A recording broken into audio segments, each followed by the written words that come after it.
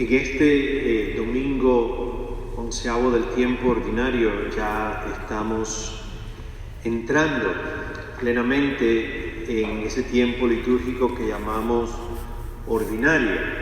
Realmente comenzó el lunes después del domingo de Pentecostés, pero como que después le siguen 2 domingos muy particulares, la Santísima Trinidad y el Corpus Christi, que fue el domingo pasado. Pues parece que todavía no es el tiempo ordinario, realmente ya lo es desde el lunes después de Pentecostés. Pero a partir de este domingo ya no hay ningún otro domingo que podemos llamar especial, aunque todos los domingos son realmente especiales, la fiesta del Señor. Pero no hay un domingo específico dedicado a algo y todos los domingos serán en verdes de aquí en adelante.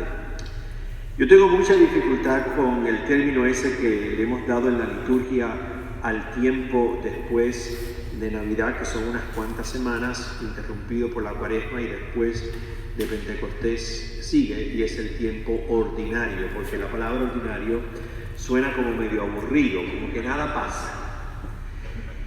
Y si tú y yo pues vivimos la vida plenamente, que significa vivir lo que estamos viviendo en este momento y no estar proyectados a qué vamos a hacer el año que viene, sino presente al momento. Y segundo, si vivimos la vida abiertos a recibir lo que el package nos traiga, la vida se vive plenamente y nos damos cuenta de que no hay nada ordinario en nuestras vidas. La vida es una experiencia donde recibimos inesperadamente sorpresas maravillosas y nos llega también inesperadamente, sin buscarlo ni pedirlo, momentos que nos sacuden los fundamentos de nuestra existencia y entramos realmente en un estado hasta de shock. ¿Por qué les digo esto? El diácono y yo trabajamos también cuando nos piden en el cementerio católico, y durante la semana pues uno va varias veces a hacer diferentes servicios. El servicio de funeral que a mí más me cuesta y nunca me voy a acostumbrar es el de un niño o un bebé, y esta semana me tocó uno, de una niñita de 7 días. Y es muy doloroso porque no hay palabras realmente que uno pueda decir para aliviar el sufrimiento de ese papá y mamá. Y me di cuenta algo de esta vez, y es que el sufrimiento de las abuelas y los abuelos es enorme también cuando se pierde un bebito, un niñito en la familia. No me gustan y nunca me van a gustar. Pero me tocó también otro difícil, ya de una persona adulta. Cuando el cementerio a mí me llama y me pide un servicio, y si yo puedo ir, ya me envían inmediatamente una hoja retratada en el teléfono donde está la información de la persona. Y yo siempre busco abajo de la hoja la fecha de nacimiento, y al lado tiene la fecha de fallecimiento. Y yo hago eso con una intención, porque no es lo mismo enterrar una niñita de 7 días que a un señor de 95 años. No es que me alegre que el de 95 años se murió ni nada de eso, ¿no? Sino que las circunstancias de la familia son muy diferentes y el dolor que se procesa también es muy diferente. Y a mí siempre me gusta saber con qué me estoy encontrando para poder ayudar a la familia lo mejor que pueda. Cuando yo recibí la hoja de la persona adulta, decía nació junio 3 y el año, una mujer bastante joven todavía, y al lado decía fecha de fallecimiento junio 3. Y yo estaba convencido de que era una equivocación. Llamo al cementerio y le digo: oye Carmen, creo que cometieron un error en la fecha de nacimiento o la fecha de fallecimiento, porque es la misma. Dice: no, padre, se murió el día de su cumpleaños. Y dijo: ok, dame un poquito del background de esta historia. Un matrimonio, no anciano ni muchísimo menos, tampoco jovencito, pero de mediana edad, y era el día de su cumpleaños. No tienen hijos, y los dos fueron a comer al Pierre Chang aquí en el Dolphin Mall, y después pues el regalo era que comprara lo que quisiera. Y fue un día muy bueno. Llegaron a la casa y él abrió la puerta y entró, y antes de caer al piso ya estaba muerta. Un ataque masivo de corazón. Cuando llegó la misa, ya el cementerio católico está celebrando misas, yo vi el rostro de aquel hombre y un funeral muy íntimo, pequeño, una hermana de ella, la familia de la hermana y unos cuantos amigos y compañeros y compañeras de trabajo. Cuando yo vi los ojos de él, porque de aquí para abajo no se veía, eran unos ojos de una soledad inmensa y de un dolor muy grande. Eran los ojos de alguien realmente como en una nube, medio como desconectado, desesperado. Los ojos de alguien que está viviendo un momento de shock emocional y de incredulidad. Y es un momento muy difícil de predicar, porque uno quiere siempre arreglarle la vida a los demás. Uno quiere quitarle el dolor a los demás. No hay palabras y no hay frases que uno pueda decir que le pueda resolver el sufrimiento a este hombre. Y al contrario, uno tiene que tener mucho cuidado qué va a decir y cómo va a decir, porque si empiezan a sacar los clichés, el Señor quería llevársela. Oye, cuidado, con las famosas frasecitas que lanzamos en esos momentos. Yo le veía en el rostro, en sus ojos, que ese hombre estaba lidiando con una pregunta profundamente humana que nada tiene que ver con falta de fe, y era la pregunta: ¿por qué? ¿Por qué? ¿Por qué me ha tocado esto y por qué le ha tocado esto a mi esposa? ¿Por qué? Es una pregunta que surge del dolor y de la angustia. No es una pregunta de alguien que no cree, sino es de alguien que está sufriendo.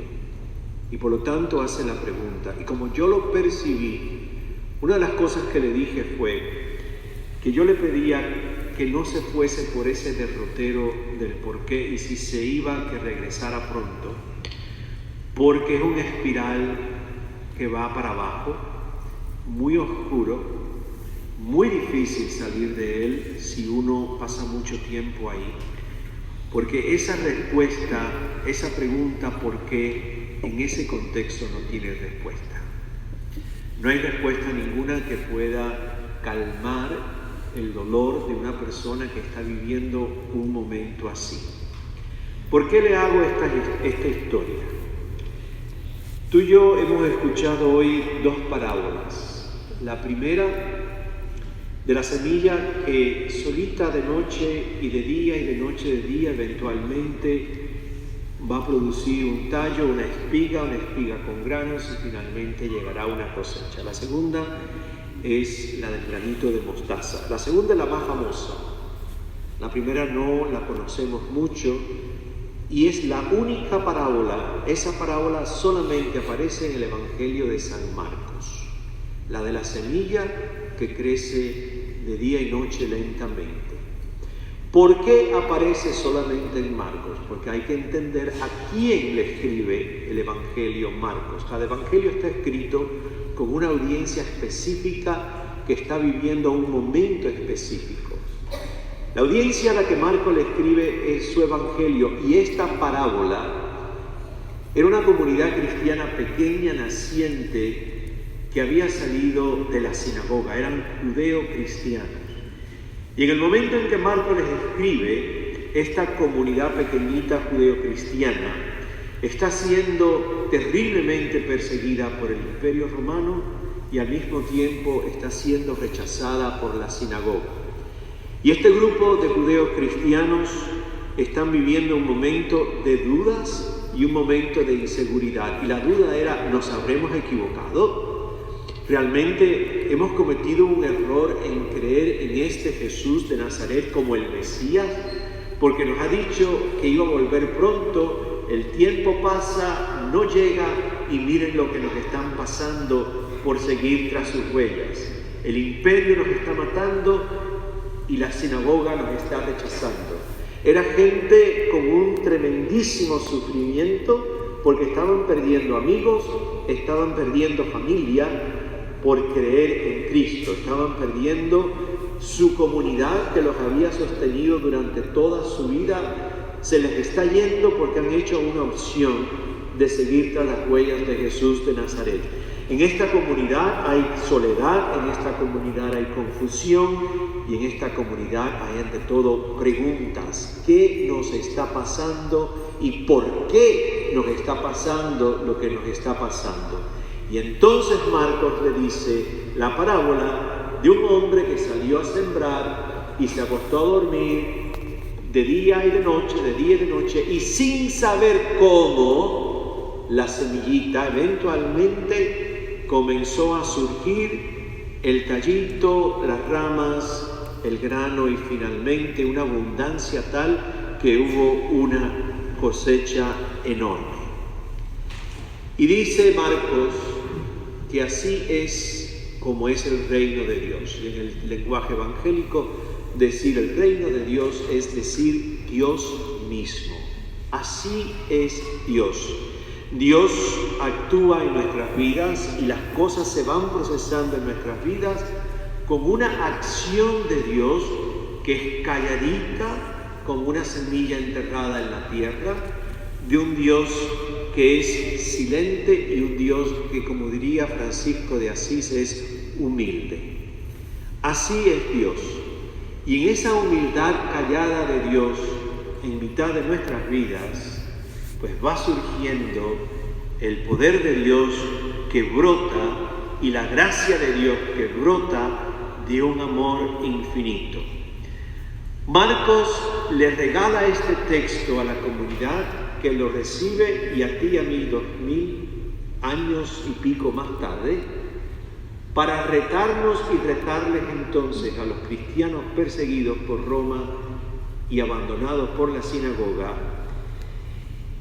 que realmente lo que nos pide Dios en los momentos en que no encontramos respuestas es a confiar con todas nuestras fuerzas que en mitad del caos que estemos viviendo, Dios calladito y humildemente está creando algo nuevo, diferente y mejor.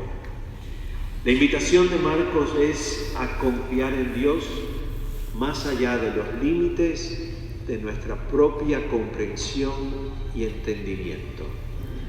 Hay muchas experiencias en nuestras vidas, físicas, emocionales y espirituales, muchas donde tú y yo simplemente no encontramos respuestas al porqué, aunque tenga música de fondo. Respuestas que no existen, no sabemos por qué, ni sabemos ni siquiera cómo. Eso es lo que hizo el sembrador en el texto de este evangelio hoy. Salió a sembrar y sin saber cómo, porque esa frase es importantísima en la parábola, sin saber cómo, él se acostaba, se levantaba, se acostaba y se levantaba, y sin saber cómo, aquella semillita que sembró comenzó a surgir la vida y a haber una tremenda cosecha. Yo le pedí al Señor esta semana, cuando escribía esto, algo por ti y por mí. Mirando estas semanas, este tiempo que hemos vivido y seguimos viviendo, con tantos retos, con tantos problemas, con tanto sufrimiento, y sigue el concierto, de que no dejemos de sembrar jamás. Que no dejemos de ir soltando semillitas en el camino de vida y de amor y esperanza. Que nuestros momentos de desilusión, de tristeza y de angustia, como aquella comunidad cristiana del primer siglo, no nos maten la confianza en Dios. Y que sigamos caminando, sembrando semillas de vida y de amor. Porque el que hace que surja la vida no somos nosotros, es Dios. El que hace que la semilla se rompa es Dios. El que hace que crezca aquella espiguita primera y las ramas después y el grano se llene, es Dios. No sabemos ni cómo ni por qué. Y como he estado escuchando en un video de una muchacha con cáncer, cantando, no sé si lo han visto, está regado por todas partes.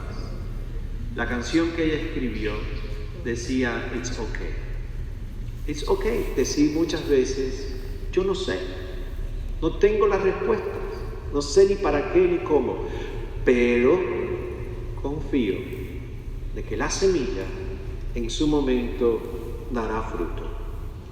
Estamos llamados a confiar en el Dios del reino, en el Dios que en última instancia es quien crea la vida, la multiplica y hace que haya una cosecha abundante. Estamos llamados no a entender ni por qué ni cómo. Estamos llamados a confiar en la obra de un Dios que es bueno.